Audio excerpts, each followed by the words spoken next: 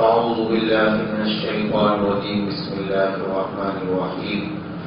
مثل الذين ينفقون في سبيل الله كمثل حبة أنبتت 7 سنابل في كل سنبلة 100 حبة والله يضاعف لمن يشاء والله واسع عليم. وقال تعالى: والذين يكنزون الذهب والفضة ولا ينفقونها في سبيل الله فبشرهم بعذاب أليم يوم يحمى عليها في نار جهنم فتكوى بها جباههم وجنوبهم وظهورهم هذا ما كنزتم لأنفسكم فذوقوا ما كنتم تكنزون. وقال النبي صلى الله عليه وسلم: الصدقة ترد البلاء.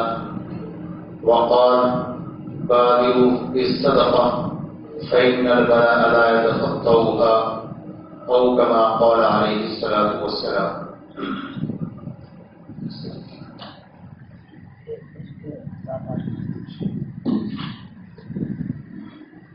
محترم بزرگوں اور دینی بھائیوں، رمضان شریف کا بابرکت مہینہ اپنی رحمتوں و برکتوں کے ساتھ چل رہا ہے. یہ عاشرہ مغفرت کا عاشرہ ہے جو اس وقت جاری ہے. اللہ تعالیٰ سے اپنی بخشش کرانے کا، مغفرت کرانے کا عاشرہ ہے. زیادہ سے زیادہ اللہ سے رجوع کیا جائے اور اپنی مغفرت اور بخشش کا اللہ سے سوال کیا جائے. ادب اور احترام کے ساتھ اس مہینے کو گزارا جائے. عام مہینوں کی طرح یہ ایام نہیں ہیں، بلکہ یہ خصوصی ایام ہیں جو اللہ نے ہمیں عطا فرمائے ہیں. اس لیے بہت زیادہ ادب اور احترام ملحوظ رہے. ادب اور احترام کی وجہ سے اللہ تعالی نواز دیتے ہیں. ایک مجوسی کا واقعہ آپ نے سنا ہوگا. مجوسی خاک کا پجاری، اس نے رمضان میں اپنے بیٹے کو اس بات پر ڈانٹ دیا کہ تو سب کے سامنے کھاتا پیتا پھر رہا ہے، تجھے پتا نہیں مسلمانوں کے روزے چل رہے ہیں. وہ ڈانٹ رہا ہے کس کو؟ اپنے بیٹے کو کہ تمہیں پتا نہیں مسلمانوں کے روزے چل رہے ہیں اور تم کھا رہے ہو. تو صرف اس عمل پر، یعنی کچھ پتا نہیں کہ اللہ تعالیٰ کو کون سا عمل پسند آ جائے اور وہ اس کے لیے ذریعہ نجات بن جائے. اب جب اس مجوسی کا انتقال ہو گیا تو اسی کے محلے میں رہنے والے بزرگ نے خواب میں دیکھا کہ وہ مجوسی جنت میں ٹہل رہا ہے. تو انہوں نے پوچھا بڑے تعجب سے کہ تم تو مجوسی تھے، تم تو آگ کے پجاری تھے، تم جنت میں کیسے ٹہل رہے ہو؟ تو اس نے بتایا کہ ایک دن رمضان کے مہینے میں میں نے اپنے بیٹے کو ڈانٹا اس بات پر کہ وہ سب کے سامنے کھا پی رہا تھا. میں نے یہ کہا کہ مسلمانوں کے روزے چل رہے ہیں اور تم کھاتے پیتے پھر رہے ہو، تمہیں ایسا نہیں کرنا چاہیے. اللہ تعالیٰ کو میرا یہ عمل پسند آ گیا اور مرنے سے پہلے مجھے کلمے کی توفیق دے دی اور کلمہ پڑھ کر کے میں رخصت ہوا. دیکھو ایک چھوٹا سا عمل بظاہر تو چھوٹا سا ہے، لیکن اللہ تعالیٰ نے اسی پر نواز دیا. اس مجوسی کو ایمان کی ہدایت دے دی اور وہ جنت میں پہنچ گیا. اور ایسا بھی ہوتا ہے کہ مسلمان بے ادبی بے احترامی کرے تو اللہ تعالیٰ اس کی پکڑ فرما لیتے ہیں اور اس کے اوپر عذاب نازل ہوتا ہے. اس لیے اپنے اوقات کو بہت زیادہ دھیان اور توجہ کے ساتھ گزارا جائے. قرآن کریم کی تلاوت زیادہ سے زیادہ کی جائے، استغفار کی کثرت کی جائے، دعاؤں کا اہتمام کیا جائے. صبح سحری میں اٹھیں تو نماز تہجد پڑھنا بہت آسان ہوتا ہے. رمضان میں 4 رکعت 8 رکعت نماز تہجد پڑھیں، اللہ سے دعا مانگیں. نفل نمازوں میں سب سے زیادہ پسندیدہ نماز اللہ کو نماز تہجد ہے. اور دنیا کا کوئی بھی مریض تہجد پڑھے بغیر مقام بیعت کو نہیں پہنچا. اس لیے زیادہ سے زیادہ اپنی عادی بنے اس بات کا کہ وہ تہجد پڑھے اور اللہ تعالیٰ کا قرب اور نزدیکی حاصل کرے. اس وقت جو میں نے قرآن کریم کی آیتیں پڑھی ان کا تعلق انفاق فی سبیل اللہ، اللہ کے راستے میں خرچ کرنا اور زکات ادا کرنے سے۔ رمضان شریف اصل تو زکات ادا کرنے کا مہینہ نہیں ہے، لیکن کیونکہ عموماً مسلمانوں کا ہر جگہ کا ماحول ہوتا ہے کہ وہ رمضان میں خرچ کرتے ہیں اور زکات نکالتے ہیں، تو اسی مناسبت سے میں نے یہ آیتیں پڑھی ہیں۔ اصل بات یہ ہے کہ مال اللہ کی بڑی نعمت ہے اور اللہ کا دیا ہوا ہے، ہم تو اللہ کی جانب سے نائب بنا دیے گئے ہیں، ہم اس کے مالک نہیں ہیں۔ قرآن کریم میں جگہ جگہ ارشاد ہے وَأَنفِقُوا مِمَّا رَزَقَكُمُ اللَّهُ، کہ فرمایا وَمِمَّا رَزَقْنَاهُمْ يُنْفِقُونَ، کہ جو ہم نے ان کو مال دیا اس کو خرچ کرتے ہیں، اللہ نے جو مال دیا اس کو خرچ کرتے ہیں۔ اور یہ اللہ تعالیٰ کے نوازنے کی بات ہے، اللہ تعالیٰ جس کو چاہے مالدار بنا دے اور جس کو چاہے نامے سے بینا کا محتاج کر دے۔ اللہ یبسط من یشاء ویقدر، اللہ تعالیٰ جس کے لیے چاہتا ہے روزی کو کشادہ فرما دیتے ہیں اور جس کے لیے چاہتے ہیں تنگ فرما دیتے ہیں۔ اور اللہ تعالیٰ جس کو نوازنا چاہے نواز دے اور جس کو محروم کرنا چاہے محروم فرما دے۔ ما یفتح اللہ للناس من رحمۃ فلا ممسک لها وما یمسک فلا مرسل له من بعدہ، رحمت کے دروازے اللہ جس کے لیے چاہے کھول دیں اور جس کے لیے چاہے بند فرما دیں۔ جو اللہ کے راستے میں خرچ کرتے ہیں، فرمایا کہ ایسی مثال ہے ان کی کہ جیسے ایک دانہ بیج کے طور پر زمین میں ڈالتے ہیں اور اس دانے سے 7 بالیں ہوتی ہیں اور ہر بال میں 100 دانے ہوتے ہیں۔ مطلب الذین ينفقون اموالهم فی سبیل اللہ، ان لوگوں کی مثال جو اللہ کے راستے میں خرچ کرتے ہیں وہ اس دانے کی طرح ہے کہ جس کو زمین میں ڈال انبتت 7 سنابل فی کل سنبلۃ 100 حبۃ، کہ ہر بالی کے اندر 100 دانے، تو ایک دانہ بیج کے طور پر ڈالا 7 بالیں ہوگی تو 700 دانے ایک دانے کی وجہ سے حاصل ہو گئے۔ اسی طرح سے بندہ 1 روپیہ خرچ کرتا ہے، اللہ تعالیٰ اس کا 700 گنا سودا کرتا ہے۔ اور آگے فرمایا واللہ یضاعف لمن یشاء، جس کے لیے چاہتے اللہ تعالیٰ اس کو بڑھا دیتے۔ اور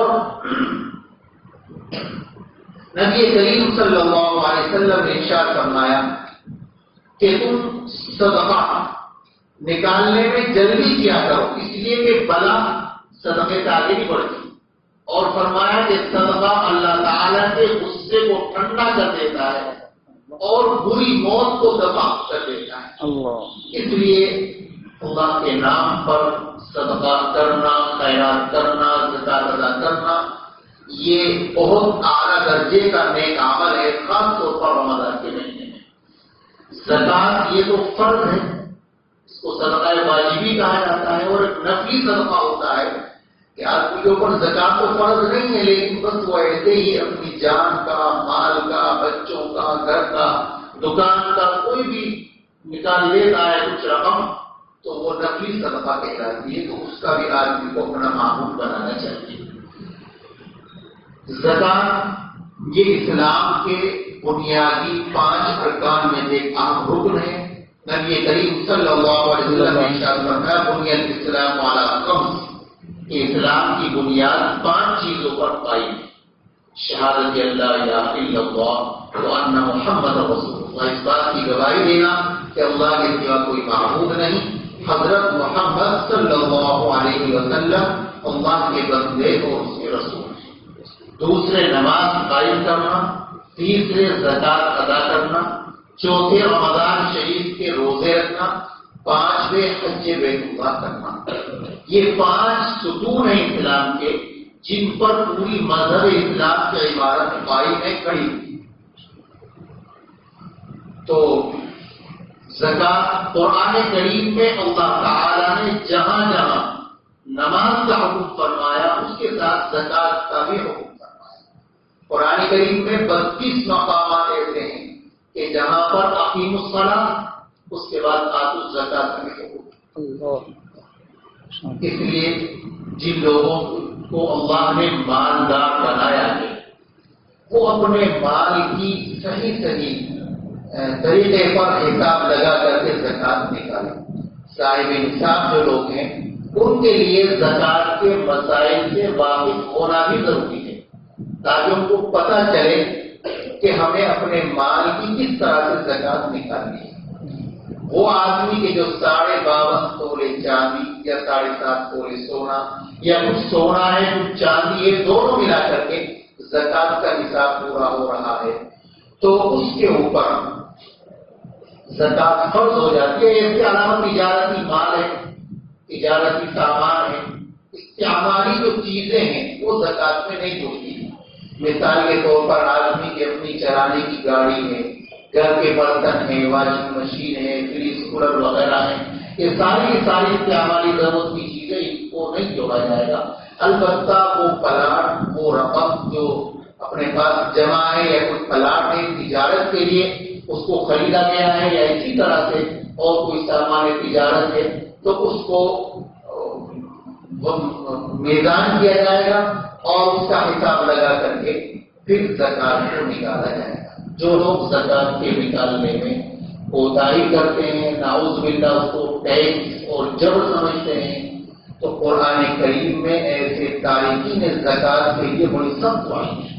میں نے جو دو آیتیں پڑھی ہیں والذین یکنزون الذھب والفضة ولا ينفقونها فی سبیل اللہ، کہ جو لوگ سونے چاندی کو جمع کر کے رکھتے ہیں خزانے کے طور پر اور اس کو اللہ کے راستے میں خرچ نہیں کرتے، فبشرہم بعذاب الیم، نبی کریم صلی اللہ علیہ وسلم کو خطاب ہے، آپ ان کو دردناک عذاب کی بشارت دے دیجیے۔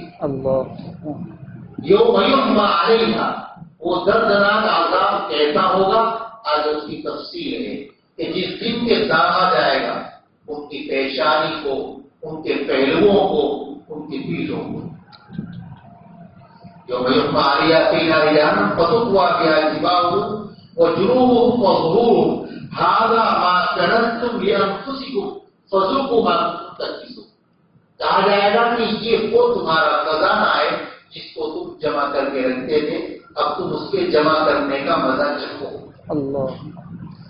مال کا بہت زیادہ جمع کرنا کوئی برا نہیں ہے اگر آدمی اس کی صحیح حساب لگا کر کے زکات نکالتا ہے۔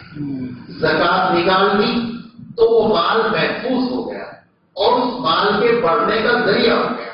یمحق اللہ الربا ویربی الصدقات، سود کو اللہ تعالیٰ ختم فرما دیتے ہیں اور صدقے کو اللہ تعالیٰ بڑھا دیتے ہیں، اور کوئی بہت زیادہ رقم نہیں، 100 روپے میں سے صرف 2.5 روپے 2.5% کے حساب سے نکالنا کوئی بڑی بات نہیں۔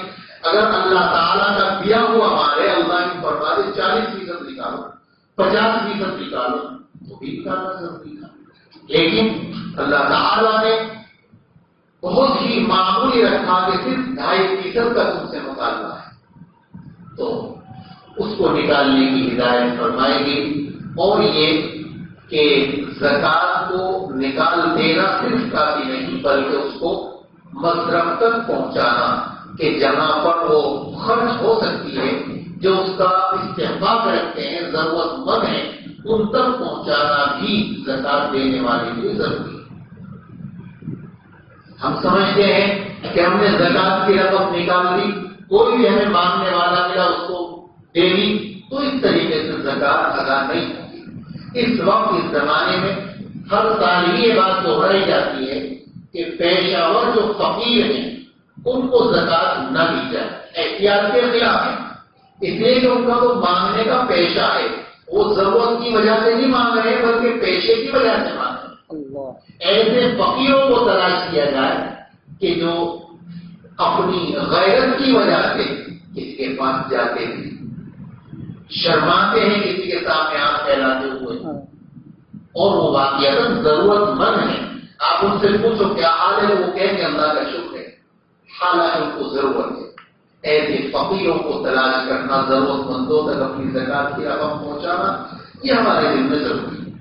اور مصارف کے بارے میں یہ آتا ہے کہ وہ قریبی رشتے دار جن سے ہمارا نسبی تعلق ہے، نسبی کا مطلب یعنی ایک تو اوپر کے رشتے دار، ایک نیچے کے رشتے دار، یعنی باپ، دادا، دادی، نانا، نانی یا نیچے بیٹے، پوتے، پڑ پوتے وغیرہ، ان کو تو زکات نہیں دی جائے گی، باقی ان کے علاوہ جو سائڈ کے دائیں بائیں کے رشتے دار ہیں، بھائی بہن وغیرہ، ان میں اگر کوئی ضرورت مند ہے تو ان کو زکات دینے میں دوہرا ثواب ہے، ایک تو صلہ رحمی کرنے کا اور ایک زکات کی ادائیگی کا۔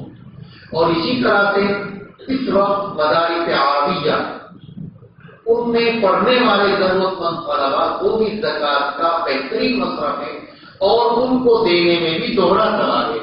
علم دین کی اشاعت میں بھی ہماری یہ رقم کام آئے گی اور ہمارا ایک فرض بھی ادا ہو رہا ہے۔ مدارس اسلامیہ یہ اسلام کے مضبوط علم ہیں، یہاں انسانیت کا درس دیا جاتا ہے، امن و سلامتی کا یہ گہوارہ ہے اور پوری ملت اسلامیہ کے تحفظ کا بہترین ذریعہ ہے مدارس اسلامیہ۔ اللہ نہ کرے اگر مدارس پر کوئی بات آتی ہے اور مدارس اللہ نہ کرے ختم ہوتے ہیں تو اسلام کا وجود وہ باقی نہیں رہے گا۔ مدارس کے واسطے سے، اس کے ذریعے سے اللہ تعالیٰ نے دین کی بقا کا سلسلہ مربوط فرمایا ہے۔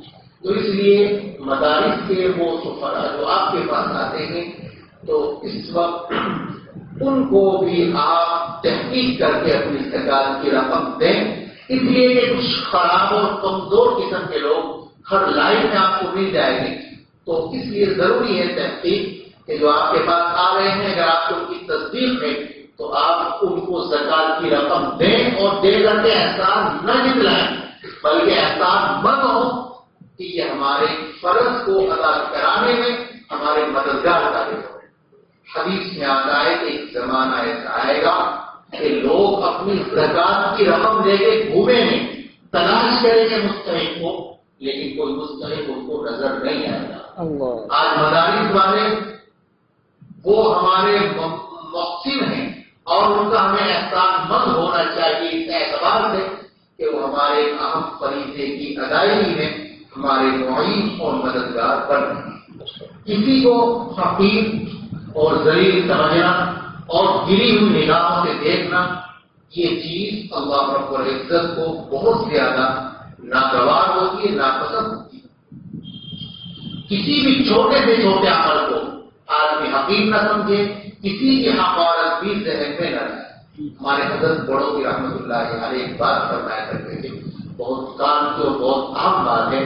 وہ فرماتے تھے کہ کسی کی ایک آن کے لیے بھی اگر حقارت ذہن میں لائی جاتی ہے، کیا کسی کے ایک آن کے لیے بھی اگر حقارت ذہن میں لائی جاتی ہے تو سال ہر سال کی عبادت رائے گا اور بیکار چلی جائے۔ اس لیے ہمیں اس بات کا حق نہیں پہنچتا ہے۔ آج اللہ نے ہمیں لائق بنایا ہے، ہم کسی کو گری ہوئی نگاہوں سے دیکھیں، کسی کو حقیر اور ذلیل سمجھیں۔ آج اللہ نے ہمیں نمازی بنایا ہے تو ہم دوسروں کو کم درجے کا سمجھنے لگے۔ آج اللہ نے ہمیں دعوت و تبلیغ سے وابستہ کر دیا ہے، ہم دوسروں کو گری ہوئی نظر سے دیکھیں۔ نہیں، اللہ کا فضل سمجھیں، اللہ کی توفیق سمجھیں، اور وہ بھائی جو اپنے دین سے جڑے ہوئے نہیں ہیں ان کا درد، ان کی خیر خواہی ہمارے دل میں ہو اور خیر خواہی کے ساتھ ان کو سمجھائیں، ان کو قریب کرنے کی کوشش کریں، دین سے جوڑنے کی کوشش کریں۔ یہ ہماری ذمہ داری بنتی ہے، یہ ہمارا فرض ہے۔ بہرحال یہ وقت بھی پورا ہو رہا ہے، مختصر باتیں زکات کے تعلق سے جو عرض کی گئی ہیں، اللہ رب العزت ہم سب کو عمل کی توفیق عطا فرمائے اور اس اہم فریضے کی اہمیت کو سمجھنے کی اور اپنی اپنی زکات کو صحیح طریقے سے ادا کرنے کی اپنا ہم سب کو توفیق سے نوازے۔